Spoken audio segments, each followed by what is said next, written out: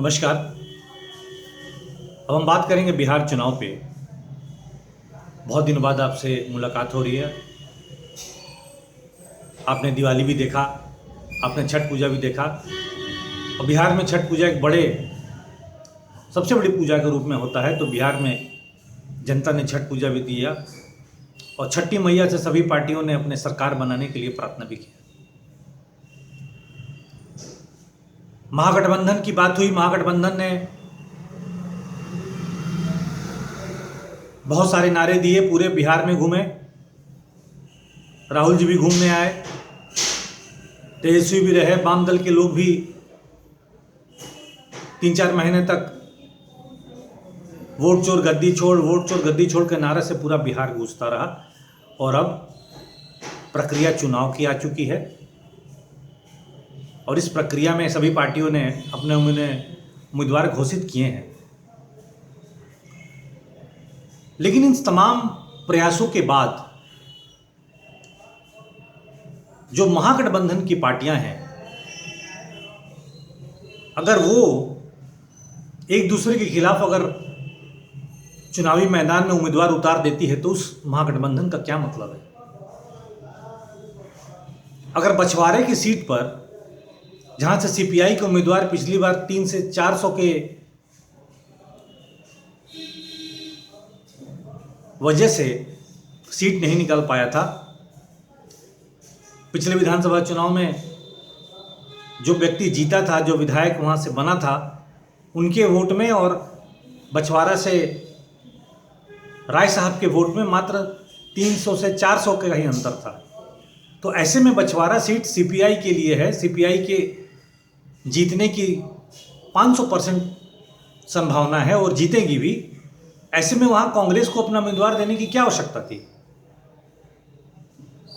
बेगूसराय जो कम्युनिस्टों का गढ़ है, वहां कांग्रेस उम्मीदवार क्यों दे रही है।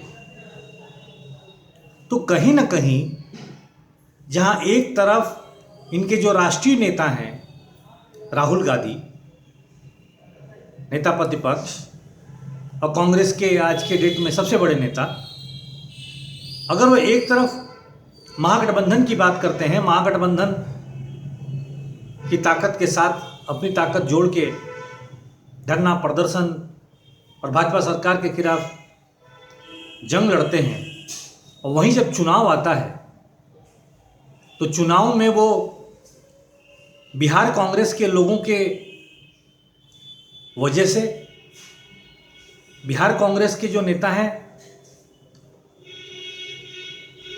उनके बातों में आकर महागठबंधन के धर्म को नहीं अपनाते हैं। ये बड़ा ही दुख और शर्म की बात है। जब महागठबंधन बनता है तो उसमें बहुत सी बातें तय होती हैं, बहुत सारे बिंदु पे चर्चा होती है, तब जाके महागठबंधन बनता है। लेकिन जब एक बार चुनाव डिक्लेयर हो गया, सीटों का बंटवारा हो गया, तो कांग्रेस क्यों वहां पे अपने उम्मीदवार दे रही है। या कांग्रेस का अगर कोई उम्मीदवार लड़ रहा है महागठबंधन से, तो आरजेडी क्यों दे रही है, या लेफ्ट के लोग क्यों देंगे। तो लेफ्ट की जो पार्टियां हैं, माले, सीपीआई, सीपीएम, ये हमेशा से ही महागठबंधन के सारे नियमों को मानते हैं, महागठबंधन की जो सीमाएं हैं उसके अंदर रहते हैं। लेकिन कांग्रेस के साथ ऐसा नहीं है। यहां तक कि राहुल गांधी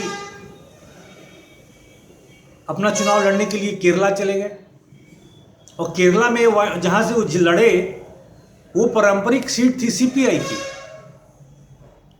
वहां से हमेशा सांसद सीपीआई का होता रहा है, लेकिन फिर भी राहुल गांधी वहां चले गए।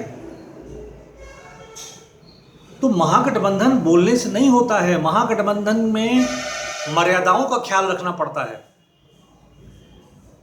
हर कुर्सी पे नजर रखेंगे तो कभी कोई गठबंधन नहीं बन पाएगा, और जिसका लाभ जो है भाजपा उठा रही है।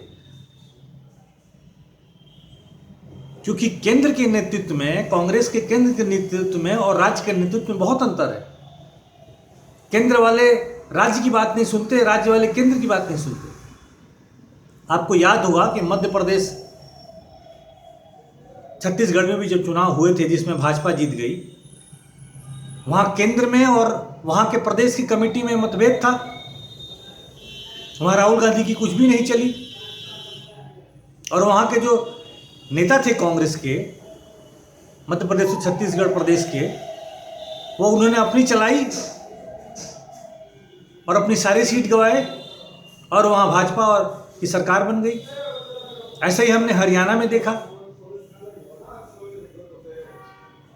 कि कांग्रेस के प्रदेश की जो टीम थी हरियाणा की, उनके नेताओं में मतभेद था, उनके नेताओं में आपस में विवाद था, जिसको राहुल जी सुलझा नहीं पाए।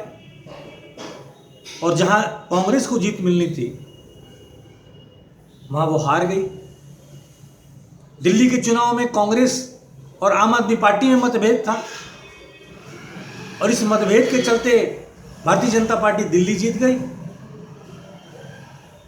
जब हम एक बार महागठबंधन की बात करते हैं तो हमें यह मान के चलना चाहिए कि महागठबंधन धर्म को अपनाना पड़ेगा।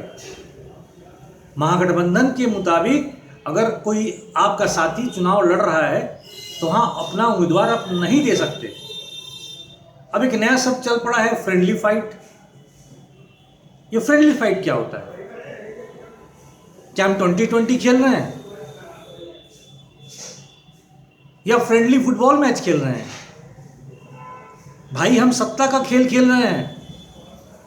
अगर 10 वोटर हैं और 10 वोटर को किसी न किसी पार्टी में अगर वोट देना है, मतदान करना है, तो वहां फ्रेंडली फाइट का मतलब नहीं है, क्योंकि वो मत तो उसका एक ही है, वो 2 मत तो दे नहीं सकता। तो जब आपस की पार्टियां, महागठबंधन की पार्टियां एक दूसरे के साथ फ्रेंडली फाइट जैसा बात करेंगी, अपना उम्मीदवार उतार देंगी, तो वोट का तो नुकसान होगा। अगर 10 वोट महागठबंधन का है, वहां अगर महागठबंधन की तीनों पार्टियां अगर लड़ जाएंगी तो वोटर कहां जाएगा? तो 10 वोटर तो अपना वोट बांट देगा, जिसका लाभ भाजपा को मिलेगी, एनडीए अलायंस को मिलेगी। तो ये महागठबंधन के सभी साथियों को सोचना चाहिए, सभी नेताओं को सोचना चाहिए कि महागठबंधन का धर्म होता है कि अगर एक आपका साथी किसी विधानसभा से चुनाव लड़ रहा है तो दूसरे राजनीतिक दल के लोगों को टिकट नहीं देना चाहिए। और ये बात राहुल गांधी को कांग्रेस के जो नेता हैं बिहार के, जो बिहार कांग्रेस के जो प्रदेश अध्यक्ष हैं या जो नेता हैं, उनको बिल्कुल कड़ाई से कहना चाहिए कि कोई फ्रेंडली फाइट का मतलब नहीं होता है। अगर महागठबंधन का कोई साथी चुनाव लड़ रहा है तो आप वहां टिकट नहीं जारी कर सकते, आप अपना उम्मीदवार नहीं खड़ा कर सकते। इसलिए अगर भारतीय जनता पार्टी को हराना है, अगर नीतीश कुमार और नरेंद्र मोदी के इस जोड़े को तोड़ना है, अगर बिहार की जनता चाहती है कि सत्ता में परिवर्तन हो, तो ये भी याद रखें महागठबंधन के नेता, खासकर कांग्रेस के लोग, कि महागठबंधन धर्म को अपनाते हुए किसी भी तरह का कोई फ्रेंडली फाइट नहीं होना चाहिए और आपको अपना उम्मीदवार उतारना ही नहीं है।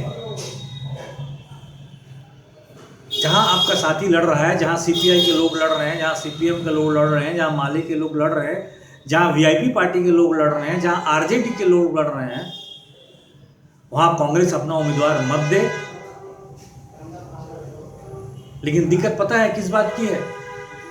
कांग्रेस के विधानसभा चुनाव में कांग्रेस पार्टी अपने उम्मीदवारों को पैसा देती है चुनाव लड़ने के लिए, चुनाव में खर्चा करने के लिए कुछ धन देती है। मेरा जो अपना तजुर्बा कहता है कि उस धन के लालच में कांग्रेस हारे जीते उससे कोई मतलब नहीं है। सिर्फ और सिर्फ धन के लालच में प्रदेश के जो नेता हैं, बिहार प्रदेश के जो नेता हैं कांग्रेस के, वो धन के लालच में उम्मीदवार खड़ा कर रहे हैं। और कहीं ना कहीं कांग्रेस के अंदर भी भ्रष्टाचार पूरी तरह से काम कर रहा है, भ्रष्टाचार हो रहा है। और यही वजह है कि कांग्रेस न उत्तर प्रदेश में मजबूत हो पा रही है, कांग्रेस न बिहार में मजबूत हो पा रही है, कांग्रेस न मध्य प्रदेश छत्तीसगढ़ में मजबूत हो पा रही है, कांग्रेस न दिल्ली में मजबूत है, न कांग्रेस पूरे देश में मजबूत है। क्योंकि कांग्रेस के अंदर एक बड़ा तबका है जो भ्रष्टाचार करता है, भ्रष्टाचारी है, और कांग्रेस को कहीं न कहीं से हार का सामना करना पड़ रहा है। नमस्कार, मैं संतोष प्रताप।